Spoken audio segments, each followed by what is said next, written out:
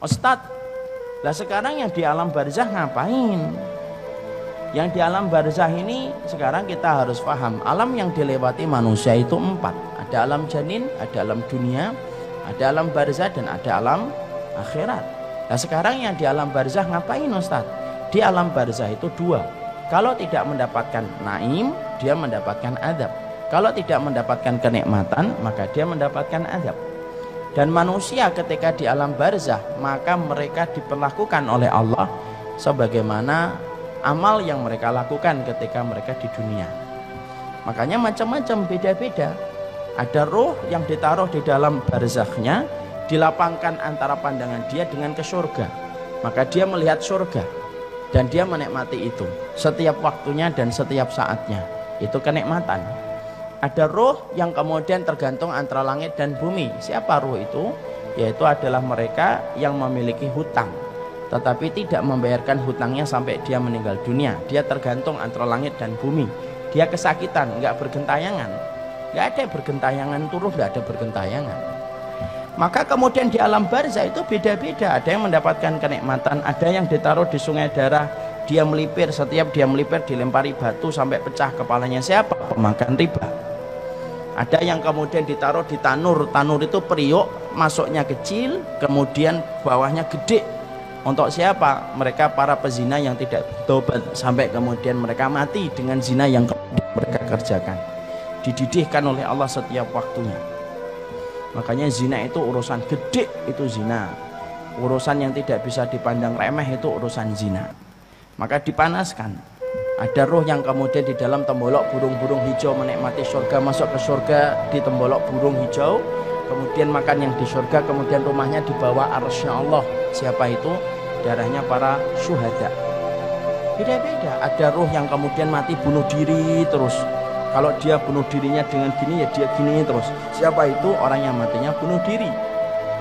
Kalau ada orang yang kemudian matinya minum baygon, ya di dalam kuburnya minum baygon terus. Dan tidak usah tanya, begonya dari mana Ustaz? Saya juga nggak ngerti. Tapi di situ kemudian disebut dengan alam barzah. Alam barzah itu bisa nggak ketemu Ustaz? Bisa. Orang itu kalau di alam barzah bisa ketemu. Makanya perhatikan ketika Nabi lemah di atas pangkuan Aisyah radhiyallahu anha, maka Nabi mengatakan ila rafiqil a'la, ke teman-teman saya yang berada di tempat yang tinggi. Siapa itu?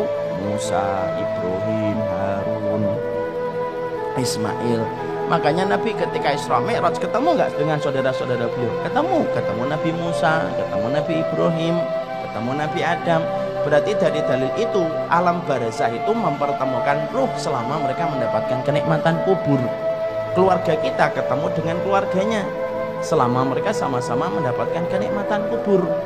Jadi maaf, kalau orang tua kita, bapak kita meninggalnya di Aceh, ibu kita meninggalnya di timur-timur, selama mereka sama-sama mendapatkan kenikmatan kubur, maka mereka ketemu. Karena alam barzah itu tidak sendirian. Alam barzah itu mempertemukan dengan saudara-saudaranya, syaratnya satu, sama-sama mendapatkan kenikmatan kubur. Dan kita saling bisa mengunjungi satu ruh dengan ruh yang lainnya ketika di alam barzah. Makanya kita kemudian mendapati satu hadis yang disebutkan Rasulullah, roh itu kalau mereka berada pada kenikmatan kubur, mereka saling kumpul. Makanya kalau ada roh yang baru datang, baru meninggal dunia, mereka menyambutnya. Dan pertanyaan mereka, pertanyaan tentang keluarga-keluarga mereka yang mereka sudah tinggalkan lama ketika terputus kabar dari urusan dunia.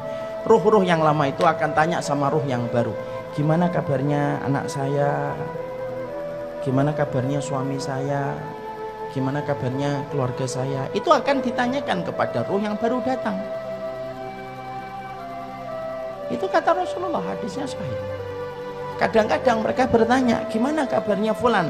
Maka ruh yang baru datang itu berkata, loh, fulan itu sudah meninggal sebelum saya. Dia sudah meninggal sebelum saya. Lalu kemudian apakah dia tidak datang ke tempat ini? Baru kemudian dijawab, oh kalau dia tidak datang, kalau meninggalnya sebelum kamu kok tidak datang kepada kami, faidah huwa ilahawiyah, berarti dia pergi ke pangkuan api neraka. Nah disitulah ruh itu ketemu. Dan ruh kemudian mereka bertanya kepada ruh yang baru. Makanya kita mendapati bahwasanya itulah yang dinamakan dengan alam barzah, masih bisa bertemu. Siapa ruh yang tidak bisa berkumpul? Ruh yang mendapatkan azab kubur itu tidak bisa ketemu. Karena orang yang mendapatkan azab kubur berarti dia berada pada hukuman. Hukuman itu yang tidak bisa mempertemukan dengan keluarganya. Sama dalam konteks kehidupan kita. Kalau ada yang di Cipinang penjara, dia tidak bisa ketemu saudaranya, tidak bisa ketemu dengan keluarganya. Sama sebagaimana itulah kita kemudian mendapati di dalam ruh itu semacam itu.